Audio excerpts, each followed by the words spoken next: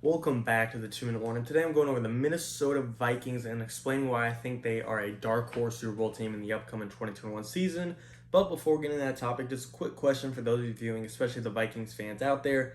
How many passing touchdowns you got going to Kirk Cousins this year? You got him going over 20, over 30, over 40, or do you think he'll not even come close? Whatever your prediction is, comment down below and you'll hear my answer at the end. But getting straight into it and taking a look at the Minnesota Vikings, if you told me to pick one Super Bowl team this year that I think is, or one team that's under the radar this year that opposes to be a Super Bowl threat, it would be the Vikings. You know, they're not the flashy pick of the Buccaneers or the Chiefs or the Rams, or they got Stafford, or the Packers if them and Rodgers work it out, or the Buffalo Bills turn. The Vikings are kind of flying under the radar. They're kind of the shadow of the Packers. They're just not really flashy out there as one of those big name teams. But this year, I think they're literally just as talented and on par as any other Super Bowl contending team out there for a number of reasons.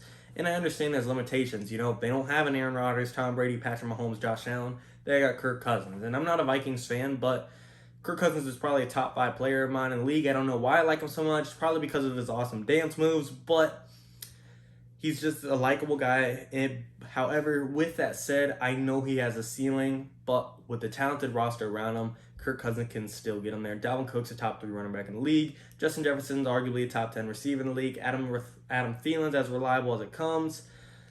You know, if you get into the third strings and like Chad Beebe, I'm not going to try and, hype these guys up, but, there's still guys that play in the NFL. They could catch the football. Irv Smith, he's going to have a much bigger role at the tight end position. Him, I like to have his best season yet. He's never really been given the starting job, so that's not going to be hard to do.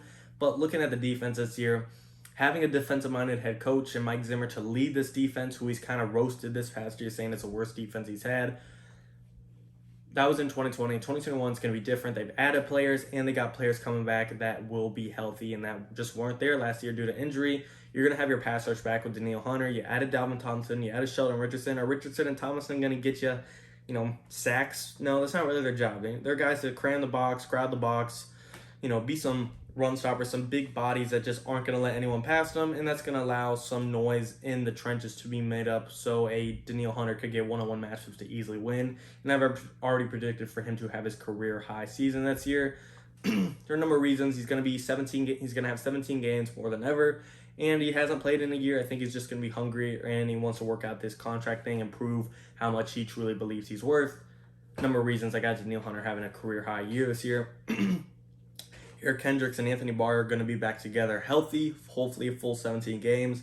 Looking at the secondary, you have Harrison Smith, a top 5, 6, 7 safety in the league, wherever you rank him. I'm sure if you ask a Vikings fan, he'll be the number 1 safety. I'm sure if you ask someone who hates the Vikings like the Packers, he's all the way to 11. So to be safe, I'm going to rank him in top 6 or 7. Excuse me. But to help him out, you got Patrick Peterson, you got Bashad Breeland brought in, you have Xavier Woods. Secondary's looking pretty solid. Even in the draft, these guys addressed a couple positions that they were weak at. Christian Darrisaw getting in the first round, 3rd best tackle in the draft, or at least projected to be. That's really going to help out a team that is offensive line desperate. Hopefully, they can work out a thing with O'Neal to keep him long-term, or at least a little bit longer, and you might have a decent tackle duo in the development. They also drafted a guard in the 3rd round, Wyatt Davis. Do I expect Wyatt Davis and Christian Darrisaw to come in week 1 and just carry this offensive line and build them a wall, a fortress that no defensive line is going to get past? No, but at least they're addressing the position and they will get there. They drafted Patrick Jones in the 3rd round as well, a passer to help out Danielle Hunter. There aren't really many weak spots on this Vikings team, and like I said, they're not unbreakable. They're not the biggest Super Bowl favorites, so they're a dark horse for a reason, but just all around, I can't find many flaws as to why this team can't compete with absolutely everyone. Dalvin Cook, he's an X-Factor type of player. He went 1,500 yards last year, and that was only in 14 games. 2nd in rushing. If it weren't for Derrick Henry, we would be talking about Dalvin Cook as the number 1 running back in the league.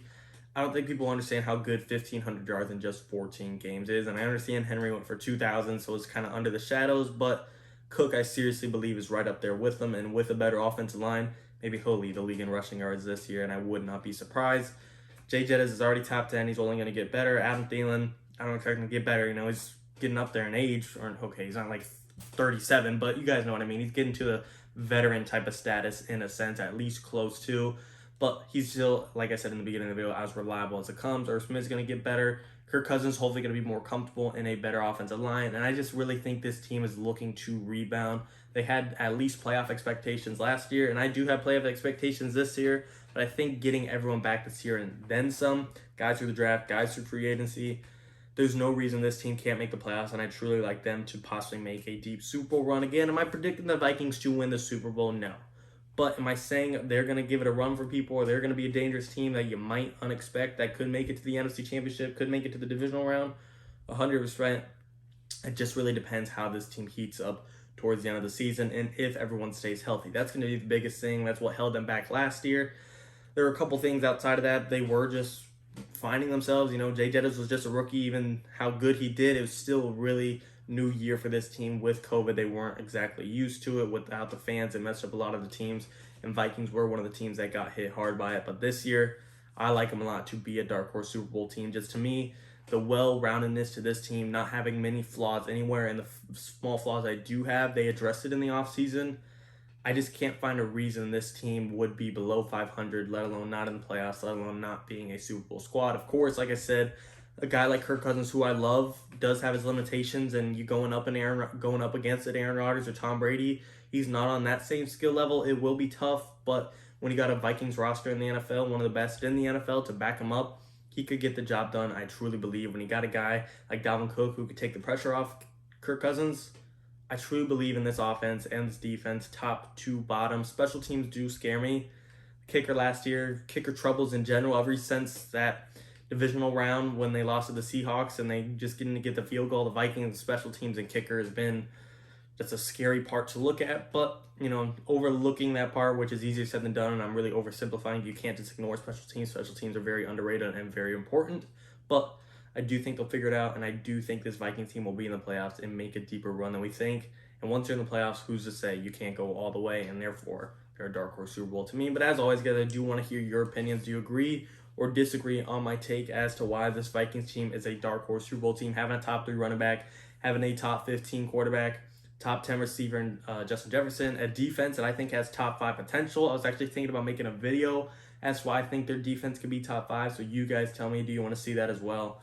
But again, just give me your opinion on this video at least.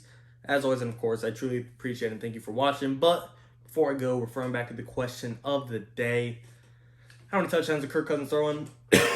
Excuse me, sorry. I would say right around the 35 mark, 17 games. 40 is going to be hard to push, but I wouldn't be surprised, but 35 just sounds like the sweet spot for me. You guys tell me, though. As always, and of course, again, thank you for watching. 2-minute warning.